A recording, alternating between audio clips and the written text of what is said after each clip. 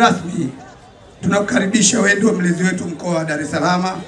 Kwenye chama chetu tunatambua, lakini mambo yaliyofanyika kwenye ilani yetu ndani ya jimbo hili la Kibamba ni mambo ambayo pia unayajua na wananchi wote wanajua. Si ndio jamani Wanaojua mambo kwamba yamefanyika vizuri chini ya Daktari Samia Suluhu Hassan wanyoshe mkono. Unaweza kuona wote wanajua. Kwa hiyo mheshimiwa mgeni rasmi, mimi kama mbunge wao wala sihitaji sana kusema. Sawa, ni tabia yangu kuzunguka na kusema kwenye jimbo langu. Mambo ya maji sasa ni 95%.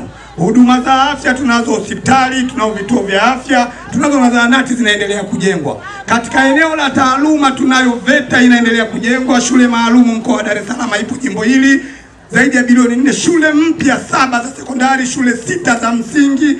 Ndugu mgeni rasmi, eneo la miundombinu, barabara za lami sasa zinajengwa maeneo mengi chini ya TANROADS, TARURA, chini ya DMDP, wakandarasi wako site, mambo yanaendelea. Hapo vipi? Hapo vipi? Kwa ndugu mgeni rasmi, nataka kusema wazi, tunaomba utupelekee salamu kwa Daktari Samia Suluhu Hassan kwamba sisi wananchi wa wilaya ya Ubungo, kwa niaba yangu kama mbunge wa Kibamba na kwa kaka yangu mjomba wangu Profesa Kitila Alexander Mkumbo, kazi imefanyika vizuri kwenye wilaya hii na tunakuondoa shaka. Uchaguzi ukifika tunachukua tunaweka. Kwa hiyo kwa Daktari Samia Suluhu Hassan mitano. Kwa mimi mbunge, kazi inaendelea. Si ndio jamani Ninawashukuru sana. Kidumu Chama cha Mapinduzi.